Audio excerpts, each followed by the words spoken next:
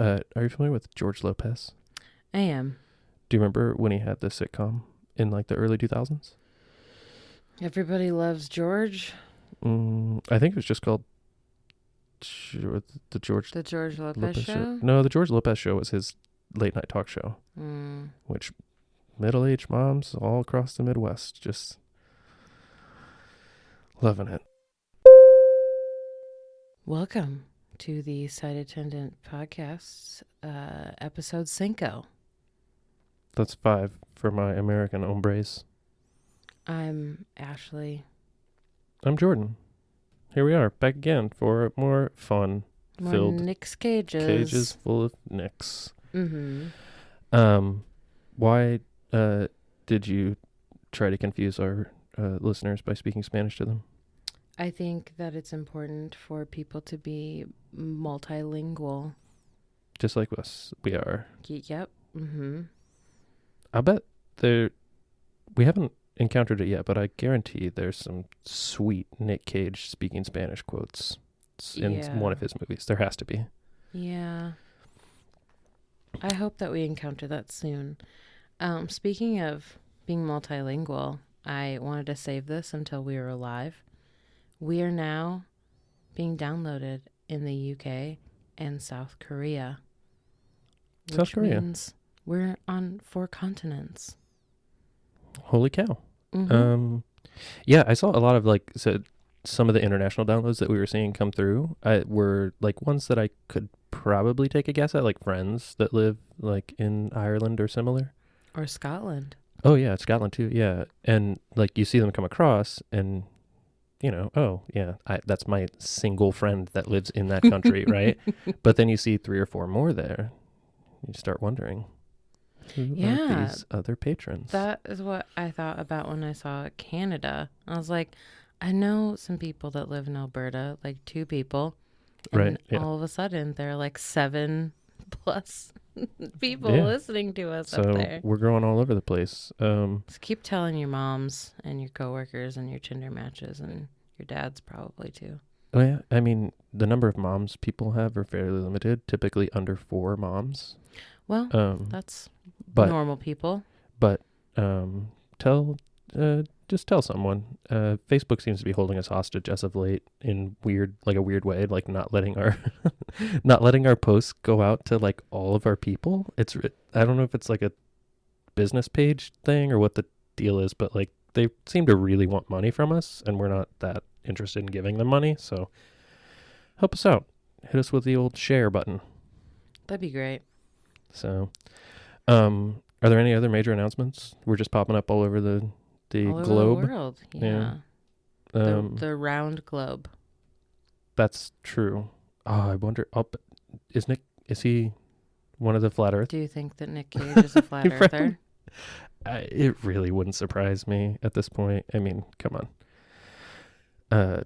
B.O.B. is a flat earther. B.O.B. like the rapper? Mm-hmm. Yeah. No. Yeah.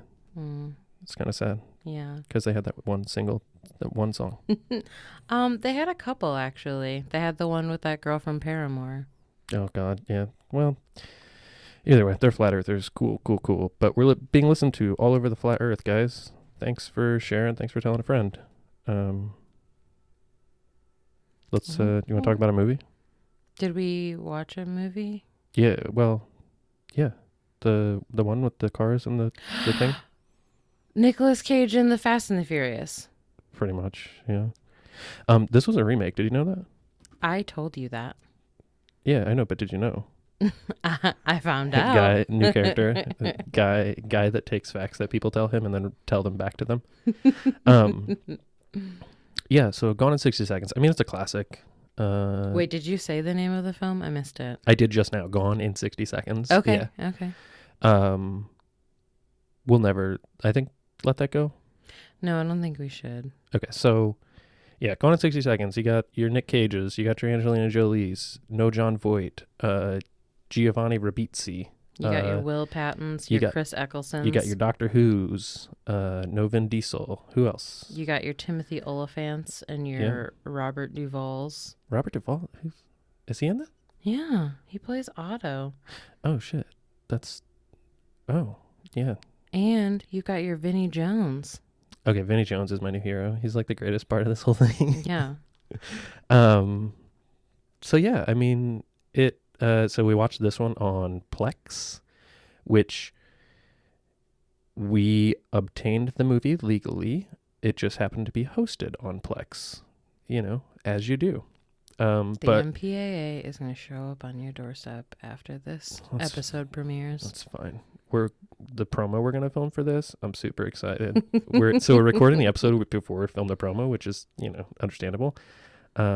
Definitely gonna be some illegality going on. I'm super pumped for people to see it. Hopefully they will have seen it by the time they listen here. But we're gonna get a little illegal on them. So, we had to do it to them. I mean, we did. I mean, I guess we can talk about it now because it hasn't happened yet, but it will have happened by the time people listen to this, right? Mm-hmm. I'm going to go drive a car, guys. I can't see. If you haven't listened to this podcast before, I can't see. I'm blind. Do you know what blind? That's me. I got that. But Jordan, you don't look blind. Oh, God. That's a thing. We'll have to address that at some point. I mean, come on. But yeah, so I'm going to go drive a car. For 60 seconds? We could do that. Mm-hmm. Just to try it out. So I've driven twice since I lost my sight. Both times were probably less than 60 seconds. One time was just backing a car out of my driveway because it was in my driveway and all I had to do was like let off the brake and then reapply the brake and I was good. The other time was a friend had like some weird rattling sound coming from his car and he wanted to be able to like stand next to it while it moved. So the same thing, like I just let off the brake. But this one, we're going to go for it. We're going to see how fast I can go. I don't know about that one. We could try it though. Okay. So yeah, super excited to drive again. If anyone knows anyone that owns like a supercar that would let me drive like some crazy ass like Bugatti or something, let me know. I'd like to drive a Bugatti. So tell your Bugatti owning friends and see if they can. We know you're out there. See if they can hook me up.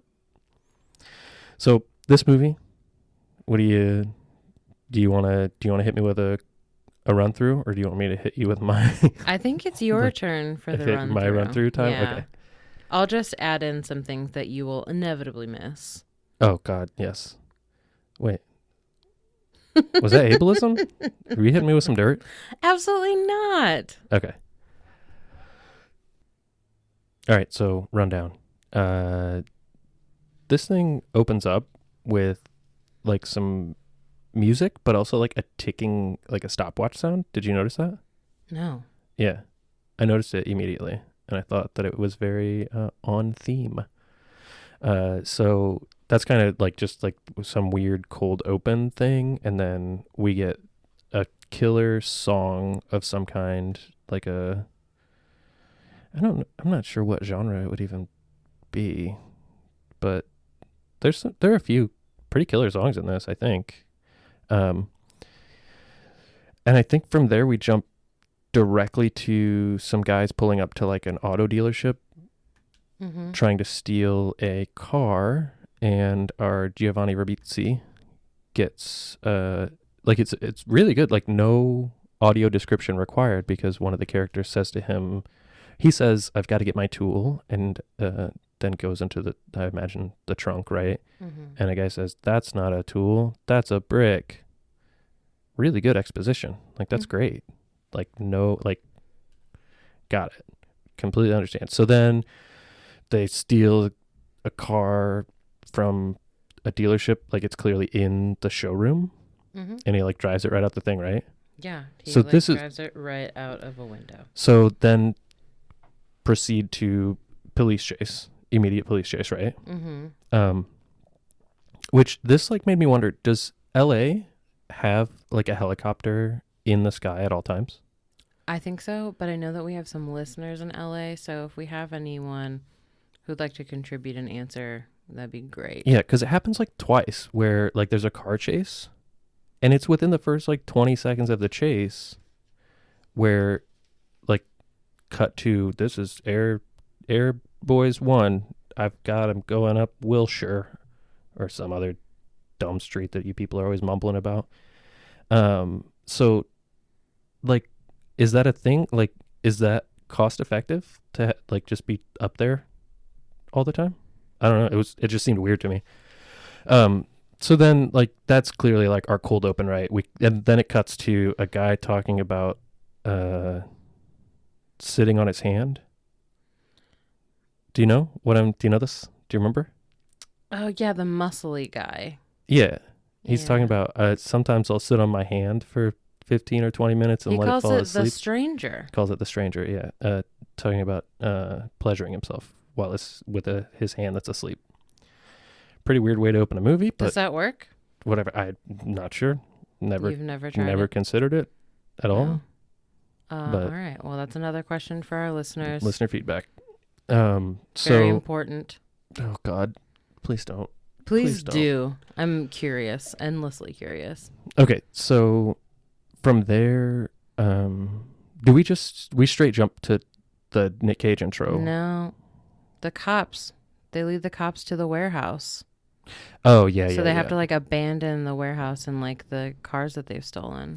Yeah, so the police chase ends at the warehouse, and they like you see like lists. So again, this is all recalling way back from when I actually saw this movie.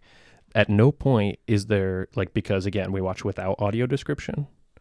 Like at no point is there any indication of what's actually going on. So like without audio description, I got nothing. But I remember from, visual memories of these scenes where like there's a black light and a list of cars on a wall, and they're pulling the black light away and it breaks. And then from there we cut to Nick Cage, right? Wholesome Nick Cage. So his intro, I really like his intro. I think it's kind of funny. Mm-hmm. It's like a cute, I think it's cute.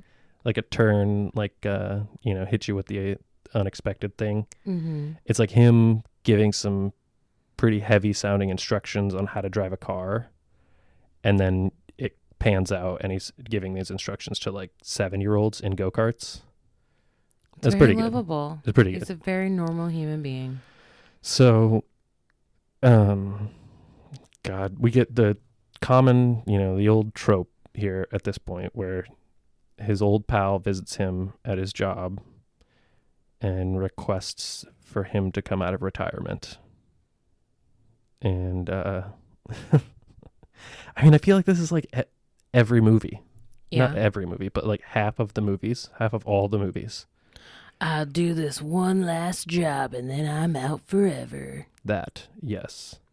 That's exactly that's what this is. Like, and it's the just moaning reluctance of like, oh, I promised my mom that I would never steal cars again.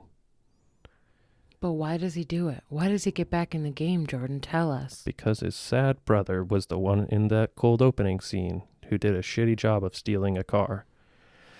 So he got in a situation with the villain of our story, which somewhere around here we cut to the intro of our villain, right? Mm-hmm. Like once the guy basically like talks Nick into, hey, there's this big bad mob boss guy that talked your brother into stealing some cars, and your brother did a shitty job of it. You got to come make this right. So Nick Cage comes back to town, and we get some sick, like, killer industrial music, which was really big in the 90s. Just like straight, like, clangy robot sounds. Ooh, there was a line that we made sure to write down. Nick Cage asks if this guy is after his brother, and Will Patton goes, like stains on a mattress. Like stains on a mattress? Like, what does that mean? Do mattresses commonly get stained? Are people not using sheets? I don't know. Use sheets, guys. They're a pretty novel idea. Okay, so yeah, here is where we meet our boy, bad guy, Calitri. Raymond Calitri.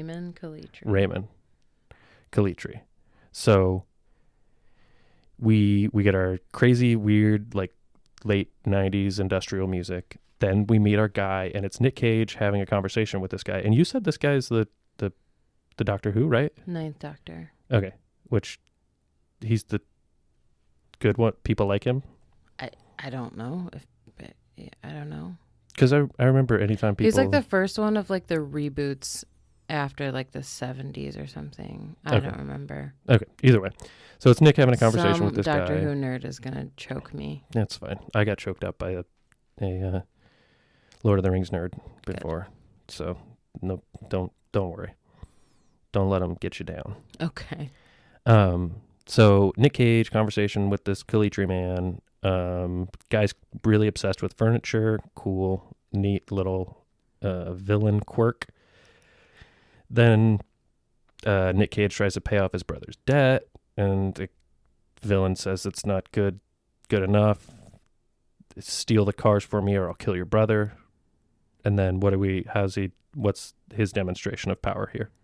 What's your... Oh, yeah. So the brother has been handcuffed to the steering wheel of a car that's about to be crushed in a junkyard. Oh, and he says, it takes 80,000 pounds of force to crush a car. Like that. That's exactly how he does With it. this really, really awesome accent. He's got a Lancashire accent. Yeah, that was like perfect, spot on. Mm-hmm. Our Lancashire listeners, write in and tell us how wonderful that accent was. So yeah, he's like basically threatening to crush a car with Nick Cage's brother, Giovanni Ribisi, inside of it. His name is Kip, by the way, which is the wussiest of the names. Kip Dynamite. Mm-hmm. So then, obviously, Nick Cage at this point agrees, like, yes, I will steal these cars for you, sir. 50 cars. 50 cars. In 4 days. $200,000. That's it. He's only paying $200,000. Which is, what, $4,000 a car, right? I don't know math. That's quick math. Sure. So, but like, how many years in prison is that? So many. So then we jump to Nick and Giovanni Ribisi. Okay, should we do this almost every time. Nick's character's name is Memphis Reigns, which, like, come on, guys. So it's Memphis Reigns and his brother Kip Reigns, which, who got the better name here? I mean, Memphis's real name is Randall. I'd go by Memphis if I were him too. Yeah. So, did you watch Recess as a child? Yeah. Do you remember Randall from Recess? Nope. He was like the annoying, like, hall monitor kid. I remember, who's the girl, the lesbian, Spinelli? Yeah. Yeah. Spaghetti. I identified with her. Yeah. Not surprised. So, okay. So, then we get the boys. It's your boys. They're in I think a camper or trailer home thing. No, just a regular home. Really? Yeah, just a regular house. I always had it pinned. It's because Giovanni Ribisi just makes a big pile of gross. Yeah, he makes what I think amounts to, like, if you could make like corned beef hash with just actual garbage. And beer. So, like, he makes this crappy breakfast for Nick Cage and then sets the kitchen on fire, which is, like, such a direct metaphor for the movie, because then Nick Cage just walks over and puts the fire out. Like, whoa, is the guy that saved his brother from a kitchen fire also going to save his brother from the villain? Who knows? That's crazy. We know, and we're about to tell you. Yeah, so, I mean, from here, it's basically just a rehash of the scene where the guy was trying to get Nick Cage to come back into car stealing, except it's now Nick Cage who he's goes, like assembling a team. he's like getting the gang back together, right? So first guy he goes to is John Voight. I mean, essentially, he's the grumpy old man character. Yeah. Who was it again? Robert Duvall. Yeah, Robert Duvall. So he goes to Robert Duvall and gets him back. Like, he's the first one. He pretty much just says, hey, you want to come steal some cars with me? And he takes him like all of 4 seconds to say, yeah, sure. And then he helps him like recruit the rest of the gang. Yeah, he helps him get the rest of the gang back together, which includes Vinnie Jones as Sphinx, who's a character that just doesn't talk the entire movie and is really fucking intimidating looking, like terrifying. If you've ever seen Eurotrip, he is like the main like football/soccer, depending on where you are in the world, hooligan for Manchester United. Yeah, if you've ever seen the X-Men with Ellen Page, he plays the Juggernaut bitch. If you've ever seen Lock, Stocked, and Two Smoking Barrels, if you've ever seen Snatch, if you've ever seen any movie full of British people, he's probably in it as like the mean guy. I mean, that's just British movies in general. There's always a mean guy, and it's him, Vinnie Jones. He's really cool. So you got him, you got Angelina Jolie, who's also got some weird name. Sway in the Morning. She's the old flame. Yeah, which, Jesus, she is, whatever vibe they went for in this, like dirty garage rat woman, was not doing it for me at all. So you got her, you got that guy, you got who's the rest of the gang? Donnie. Who's Donnie is he gets called like he's a driving instructor. He's the one who, hates his life now on the outside. Grumpy, like, my wife's always being a wife. Mm-hmm. Shucks, she won't get off my back, everybody. That guy. Yeah, so we get some weird, I don't know, was it like racist or not? Did you? I couldn't decide. I couldn't either. Because, I mean, it may have been the case that they just happened to use like a female Asian that he's instructing in his driving school who is really bad at driving. But like when he gets called back to be in the gang, he's immediately like, heck yeah, let's do Can't this wait. because but then he like yells at this girl that's being driver instructed. It's a weird scene, but anyway, so jump to the gang's all back together now, and we're figuring out how to steal some cars. So we've got some antagonists. We've got the police officers. Mm-hmm. And who? What are the? Do you know so there are two guys. Mm-hmm. One of them is like an actor that I kind of know from stuff. Sure? Mm-hmm. Because you said that yesterday, and I was like, nope, that's not the person. No, he is in that Emile Hirsch movie, The Girl Next Door. He plays like the bad guy in that. You're talking about Delroy Lindo? Probably. No. Either way, you're either talking about him or you're talking about Timothy Oliphant. Yeah, I'm probably talking about Timothy Oliphant. Because he is in, like, Justified and he's in a bunch of stuff. Either way, so we got these two cops. They're antagonizing our crew because they find out that the gang is all back in town. And what would the gang be back in town for other than to steal cars? So they come, like, harass our people, our gang. And then you've got your main guy that they're stealing the cars for, Kalitri. Mm-hmm. Then you've got a separate gang of other car stealers who are mad that they didn't get this car stealing job. Yeah. So, like, they're, like, kind of bugging our gang the whole time, right? Yeah. And the Sphinx does blow up one of their cars, so... Oh, yeah. There's like a showdown-y fight thing. And yeah, that's like the way we first meet him. So when they call him on the phone, he's working at a morgue. And he sets a sandwich down on the chest of a dead body to answer the phone. Mm-hmm. Then when he first shows up, there's like a little fist fight scuffle going on. And he just like blows up one of their cars to like settle the fight, I guess. Kind of escalated it that way, but yeah. So then the gang is all back together. You got all your antagonists poking and prodding, and then you wanna hit me with the rest. So we've got the old guard, as I've taken to calling these older folks, and then we've got the new guard, which is like headed up by Kip, the brother.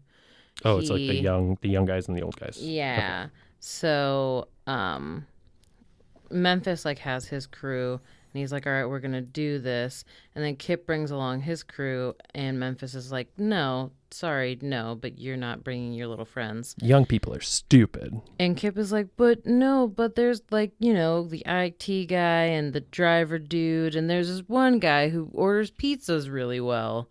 So they all get together to do this heist in a couple of days, because now we're down to just a couple of days. Okay, Get so there. question, Yeah. just like about the general like looks of these people. Yeah. Have you seen the Fast and the Furious? Yeah. Yeah, I have. You know the computer guy on there? Mm. He's like the kid that gets spoilers.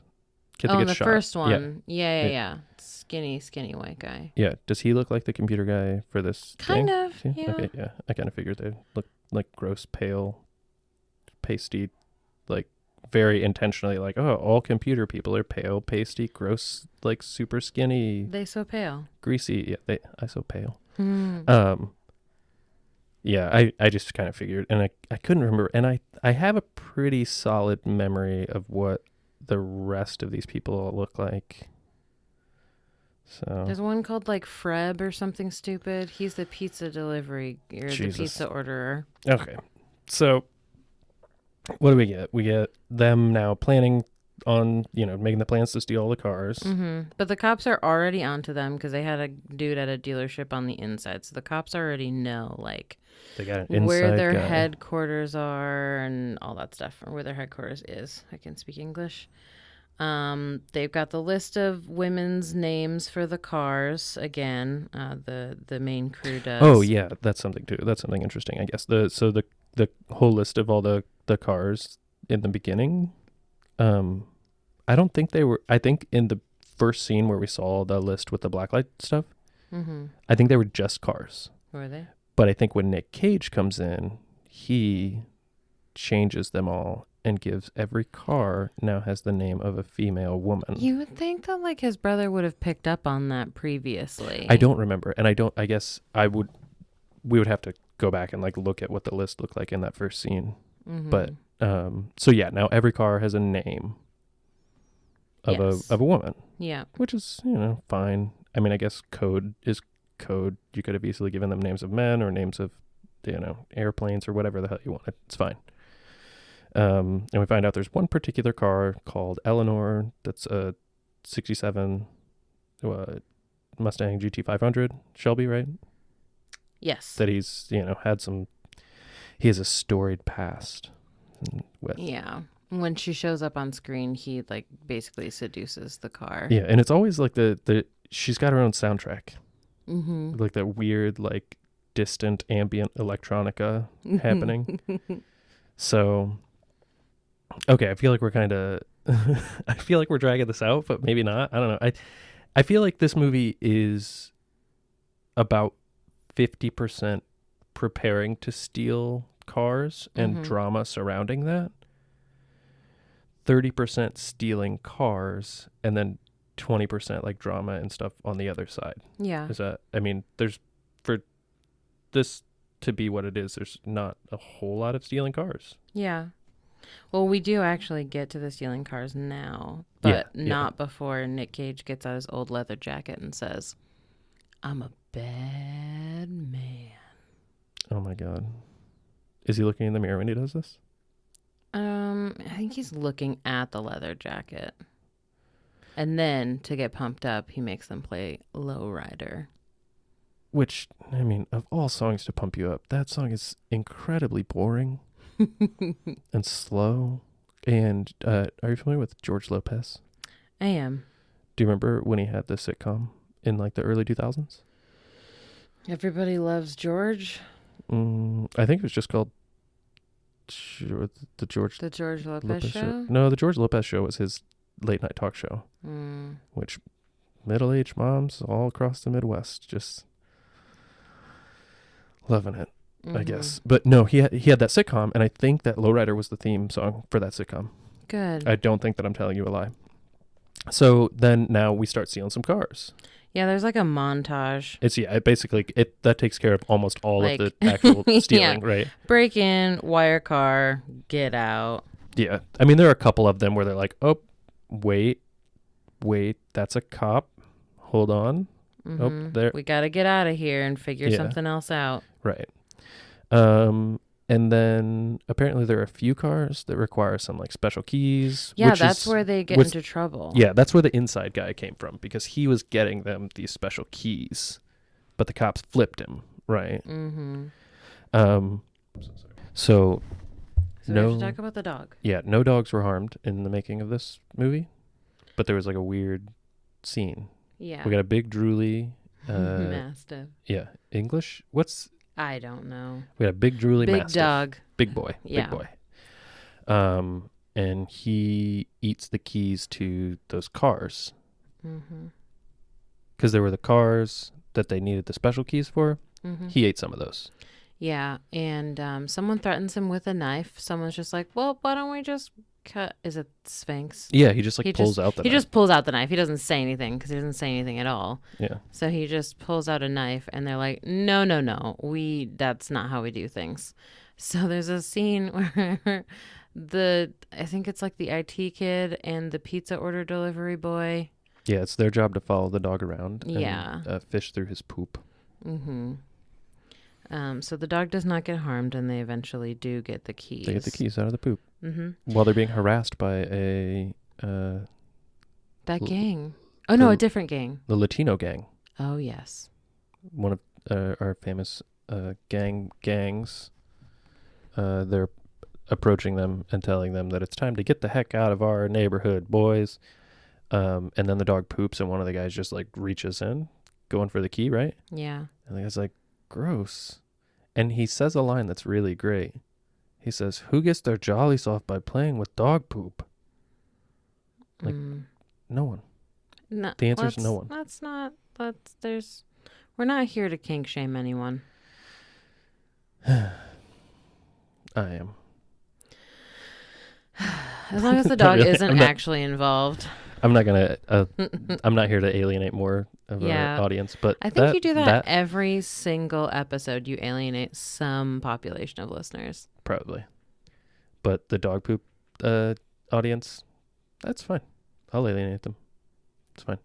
So yeah, we get the key back, and then they realize that so the reason they need those keys in particular is because they had some keys for some other cars that the cops were watching, right? Mm-hmm. Yeah. And they decide,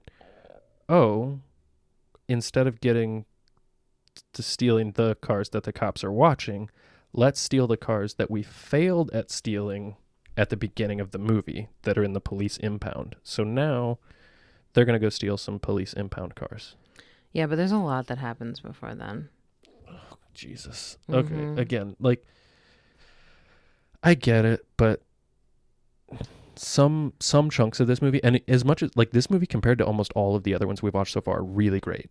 Pretty fast paced, not too much dragging. There's a little bit of drag at the beginning and a little bit of drag at the end, and then you can go ahead. Okay, there's not really a lot in the middle. It's just there's a tension, sexy scene between Nick Cage and Angelina because they go together to steal a car.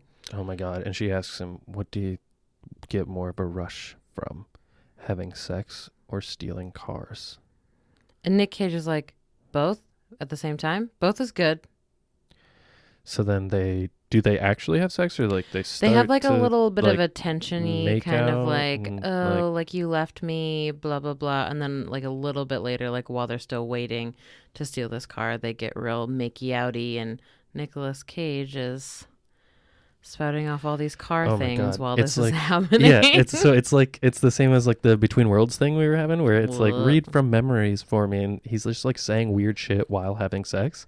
So in this one, like while they're in the hot making out thing, he's like, yeah, the double clutch, the double overhead cam shafts and exhausts. And, like, why are you doing this?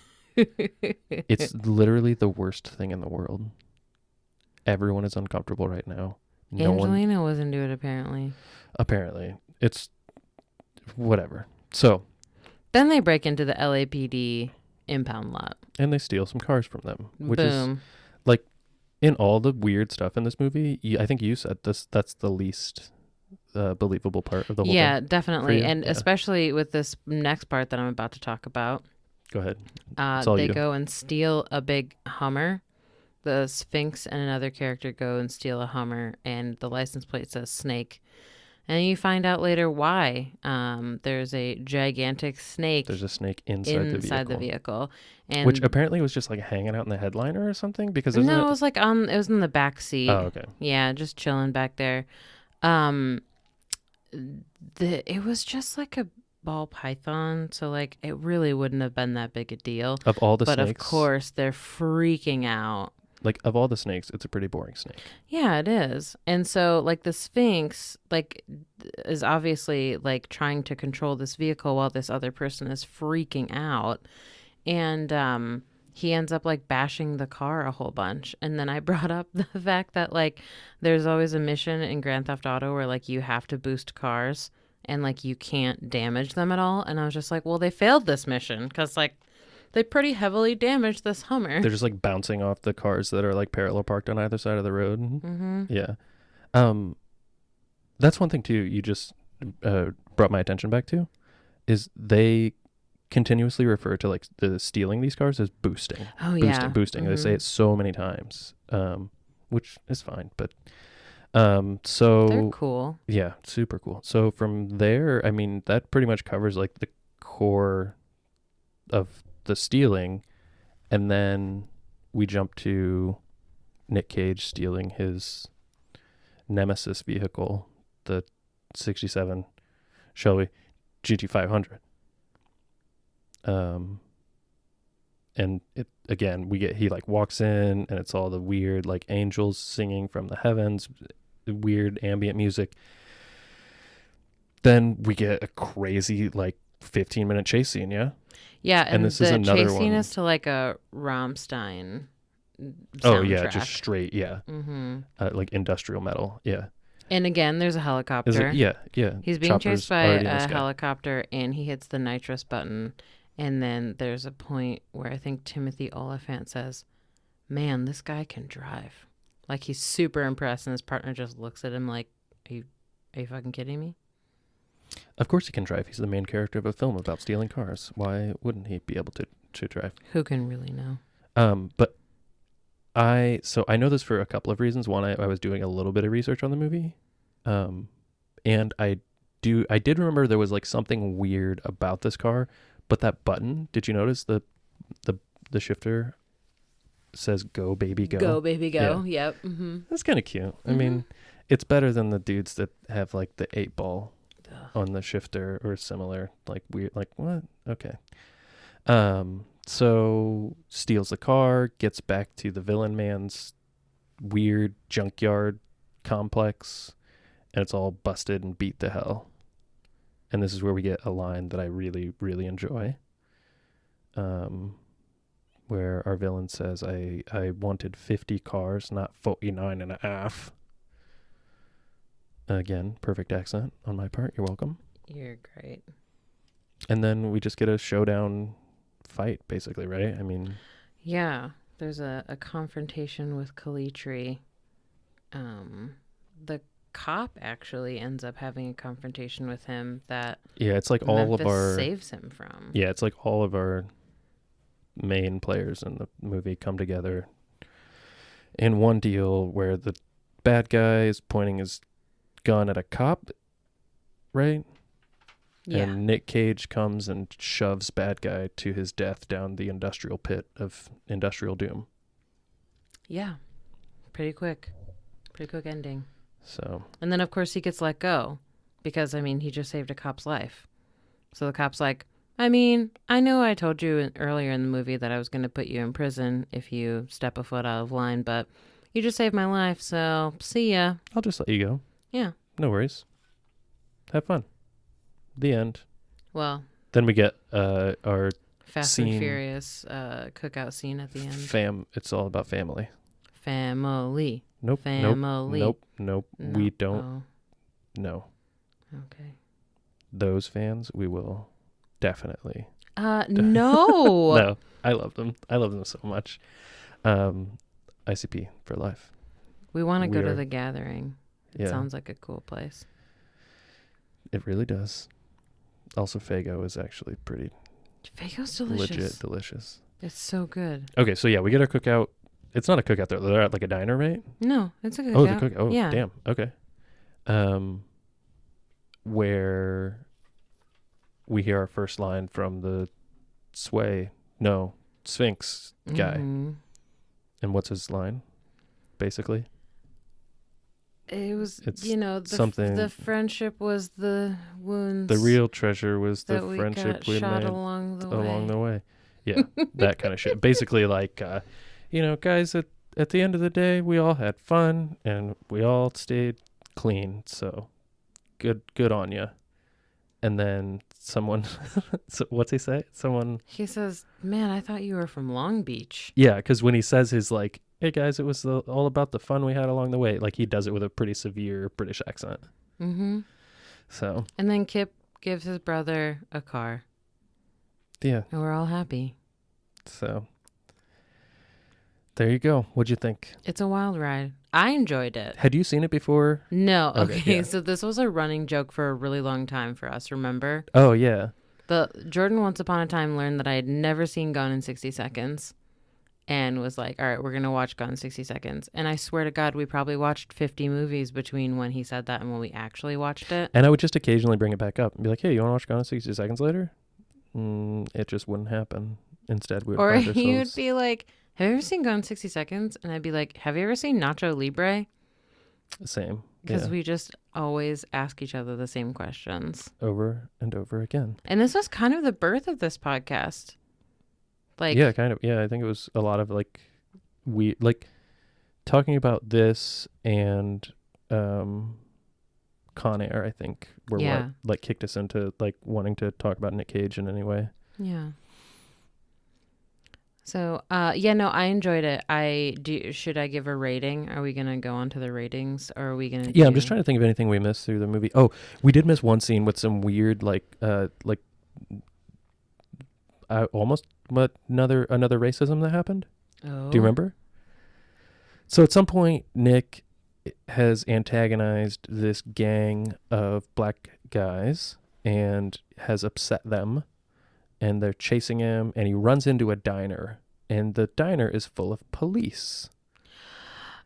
You got it? You know what I'm talking about? You know what I'm talking about? Okay, no. so the guys are all outside, and he's inside, and he runs up to the either window or door, right? Runs up to it and says something like, I'm in here, and I'll stay in here for the rest of the night if I have to. A really severe and heavy aight. Like, what are you? You can't. Okay, fine. It was super uncomfortable. Super uncomfortable. Like, what are you doing? It was very like 90s dad shit. So, but yeah, I don't think we've really missed anything else all that significant. Do you want to talk about guessing the time period, even though you've seen it? Oh yeah, I mean I think it's clear just like from having seen it, like with my eyes, like the attire and the whole jam is late 90s to the bone.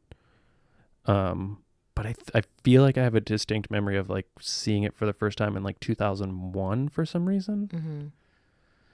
So I mean that's the best guess I've got for like production and setting. What it is it 2000. Okay. Yeah. So yeah, not terribly far off. Yeah. So shoot, it's 20 years. Are they going to do anything, or did they do anything special? Like a table read or something cool? I don't think so. All right. Well, whatever. So do you have a rating? Yeah. That's a solid 7 for me. Same. Yeah. I was right at like a 7.5, somewhere in there. What's our IMDb? 6.5. Yeah, I'm not surprised. I mean, I genuinely enjoyed Nick Cage's acting in this. Mm-hmm. Yeah, it's a very like this role fits him perfectly. Mm-hmm. Like old washed up guy doing his thing again, basically. So we've got some interesting awards. Ooh. The Blockbuster Entertainment Awards, Angelina won for favorite actress. Wow. Nicolas Cage was nominated for favorite actor. Okay. It got let's see. Oh, the Stinkers Bad Movie Awards. It was a winner for the worst screenplay for a film grossing more than $100 million using Hollywood math. Using Hollywood math. I don't know what that means. Okay. Some of these awards, I mean, It also got a Stinker Award for the most intrusive musical score. oh yeah, for sure. Like there were so many spots. Again, Additionally, it was nominated for a Stinker for worst on-screen hairstyle for Angelina Jolie. not surprised. That is my favorite part. Not surprised. Did you? I think. Okay, I'm having trouble with how sure I am about this fact, but did you see the Jason Statham movie, The Transporter? A long time ago. Did you see the Jason Statham movie, The Transporter 2? No. Okay, so there's a second Is there a transport. Transporter 3?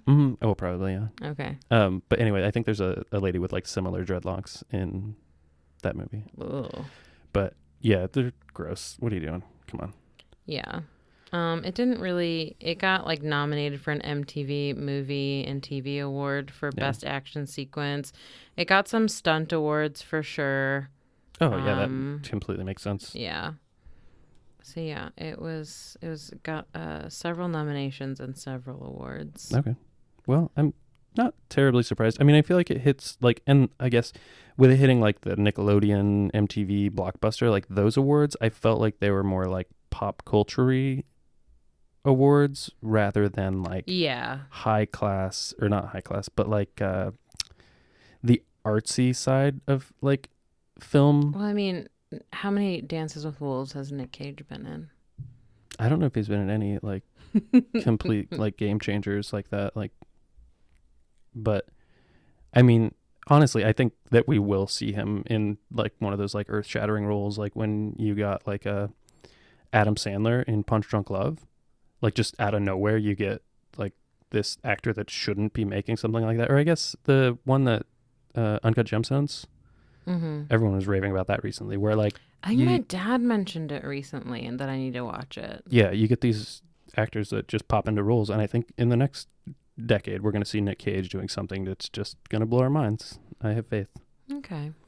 So those are the awards. Nothing really terribly surprising in there, I guess. Her hair was just absolute garbage. Yeah. Um Do you have a fact for us? oh, my fact is a really good one.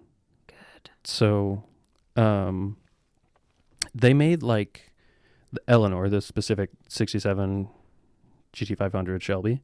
They made, I saw like a few different places between like, oh, this is a fact specifically about this movie and that car, not Nick Cage. So sorry, I'm kind of breaking the rules a little bit, but I found this one and thought it was too cool to not include. But they made like between 11 and 14 of these cars, right? Some of them were drivable, some of them were just like models, some of them actually were, drivable real cars. So one of those, the most famous one apparently that was used in all like the best shots and stuff, sold at auction this year for, do you want to guess an amount? $6.4 million. See, that's the thing. You did the thing. What? You did the thing when you say, hey, do you want to guess? And the person guesses way, way so high that like now the real number's unimpressive. But either way, which I think that happened with the dinosaur skull too. So your guesses you're consistently guessing about 6 times the price. Well, I like numbers that are high, okay? You have the best numbers. Best numbers, million. It was like $852,000. That's a lot of money. It's a lot of money for a car. So, but I guess people were talking, the Bullet Mustang, the Steve McQueen one, sold like in that same auction for like 3.6 million like earlier on. So everyone was like, no one really cared about the Gone in 60 Seconds one. Everyone was just, what? That's crazy. what? They wouldn't care about the Gone in 60 Seconds car. That's just... I mean, I feel like for like our generation though, like people of our age or similar, like would probably care about the Gone in 60 Seconds car more than like that. How many of us are making that much money? Oh, like 4. That's how wealth distribution works. But yeah, like I feel like people would care about more about those cars or the cars from Fast and the Furious than they would like Kit from Knight Rider or the Steve McQueen Bullet Mustang or Yeah. you know the Dukes of Hazzard Mobile, like all it's generational like what Yeah. cars. So like I was just a little bit surprised to see like it being overshadowed, but you know I don't necessarily know enough about cars to really say either way, but in general I thought it was a solid movie too. So Yeah. you got any I what got some listener feedback or I got questions? some blind stuff for you. Oh boy, blind stuff. Welcome to the blind stuff happy hour. Happy hour time. So we've got a listener from Wisconsin. Got a lot of those. Who was curious as to the disease that you have, and you don't have to actually like say what it is, but they asked if it was an issue with the eye itself or with the optic nerve. Okay, so I think we mentioned this an episode or two ago when I talked about having seen a movie. I said, "Oh, when I had working eyes," and you said working optic nerves. Mm-hmm. I think a couple people actually picked up on that. So my eyes are A+, perfect. No problem. No actual They're eye. very pretty. They're really like so pretty. Your Oh my God. eyelashes are beautiful. Oh my God. Like all the praise I get for how beautiful I am, I deserve it so much. Like your hair. I honestly, my hair is without question better than 90% of our listeners easily. Okay. Okay. Sorry. Okay. Done being like arrogant time. It coincides with blind boy time. So it's actually a disease of the optic nerve. So I could get it. The disease itself is called Leber's hereditary optic neuropathy, or LHON. If you Google it, there's a really cool website that can give you the full run through on everything about it that you could possibly want to know. But it is a mitochondrial disease that causes neuropathy of my optic nerve. So it's not an eye issue of the eye itself, it's of the nerve that sits between the eye and the brain. Mm-hmm. And I think you had someone else ask like an even more detailed It was a follow-up question. question. Is it a disorder? Excuse me. Is it a disorder of myelin sheath or the internal structures? And is it the optic nerve or the part of the brain that translates the optic nerve signals? Okay, yeah. So it's the optic nerve itself, and yeah, I think that answers both questions. It's the actual optic nerve itself. Also, some people refer to them as retinal, or it may be technically different things, but I've heard doctors refer to it as retinal ganglion cells as well. But yeah, it's not like MS, which my understanding of MS is that it's a disease of like the sheathing, the myelin sheathing around your nerves. So all of your nerves have like a sleeve basically around them. And MS is a disease that causes that to break down, which causes your nerves to like come in contact with stuff that they shouldn't. It's like insulation on a wire, right? Okay. My disease is actually causing neuropathy of the nerve itself. So yeah, it's causing that to break down. And most of the breaking down process took place over the course of like 3 months. So it's pretty much done breaking down anything that has, or like, you know, there's not necessarily any more progression that's going to happen. The little tiny bit of vision that I do have left, I should hold on to forever, but potentially that could, you know, things could change there as well. So He did have another question, which is kind of changing. He asked how you do your notes. Oh, Are yeah. they like a large print dealio, or does he have a braille type machine for them?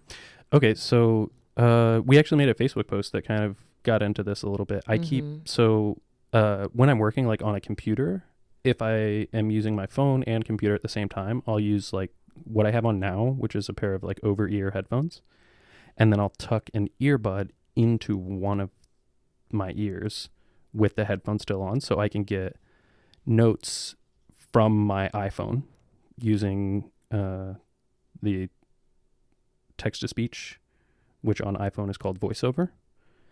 And then I'm able to monitor like my audio levels for the recording in the headphones that are the over-ear headphones. Can you give us a sample of what your voiceover sounds like? Yeah, I can try. I mean, I don't know how to pick it. We can see how it picks it up on the mic. Yeah. I'll just Do you turn want it, to just turn go it to up. like Yeah. your...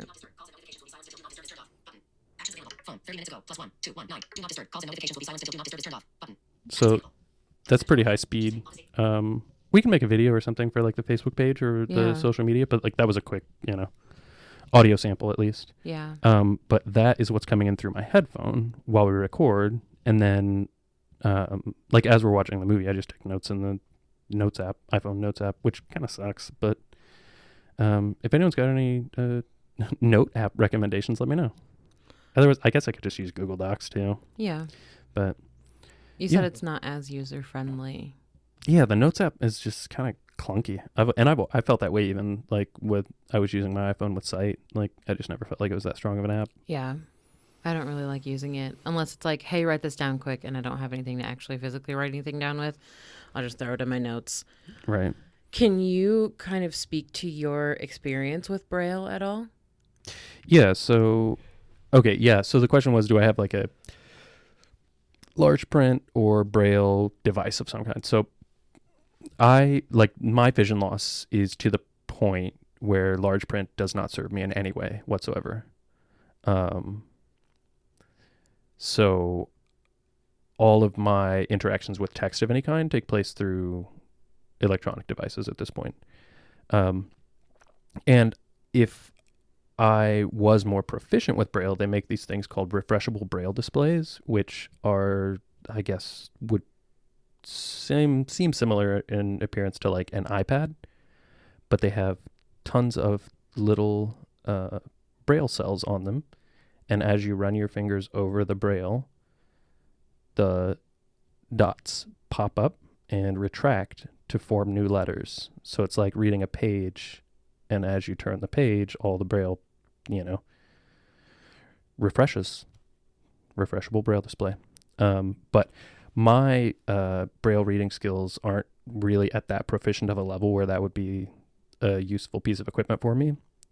I can read Braille to a degree enough to just barely get by.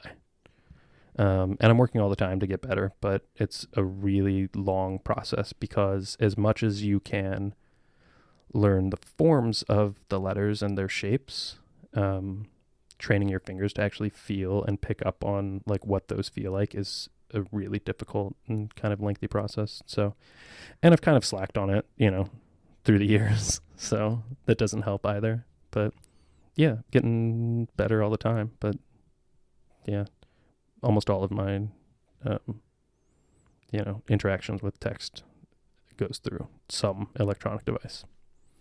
Are there, so I know that you use VoiceOver, but you also use a couple of different apps as well for PDF scanning and that kind of stuff. Yeah, so there are a handful of really useful apps, but the main one for PDF scanning is called KNFB Reader. And you can just take a picture of any text document and it will convert it into a form that I can actually read pretty easily with my phone. And there is an app Microsoft made called Seeing AI. It's really useful. It just uses AI to read text, or you can also like scan products. Like you'll scan like the UPC, the barcode, and it will tell you what the product is. Really useful. And then I use a couple of apps that put me in direct communication with an actual person on the other end. It's almost like a FaceTime, but with in the case of one of the apps with a paid employee. And if there's like something that I need to read, they can just read it for me. Or if there's like, I'm trying to think of another case. Like, if I was looking at like my computer or the back of like a stereo receiver or something and asking like what color a certain plug or cord was, they could help me out with something like that. And there's another one that's volunteer based. called Be My Eyes, which actually anyone that's listening can go download it now, and you, as a volunteer, a sighted volunteer, may receive a random call from a blind person asking for some kind of assistance. It's really, neat. And the ratio of volunteers to blind users is so high now that all the sighted people I know that are volunteers have really pretty rarely gotten calls, like once a week or less. So, yeah, I mean, the iPhone is a complete game changer. So, I don't know. Were there any other questions or? I don't think so. I'm sure we can Yeah, I answer mean, we'll them have more on questions over future time. Yeah. episodes. Yeah. And I guess for me with the Braille stuff, like I started learning Braille a few months ago just because I was really interested. And it's Yeah. definitely, obviously, a lot easier to visually learn it. I can't Right. imagine, like, especially like if your hands are especially like calloused or like anything like that. Like, I feel like that would be really hard. That'd be much harder for you to be able to read it that way. Right. And that's the thing. Like, you and I are equal in that we both know the shapes of letters and numbers. It's fairly easy to learn. Mm-hmm. But it's really the difficult part is picking it up with your hand. Yeah. So,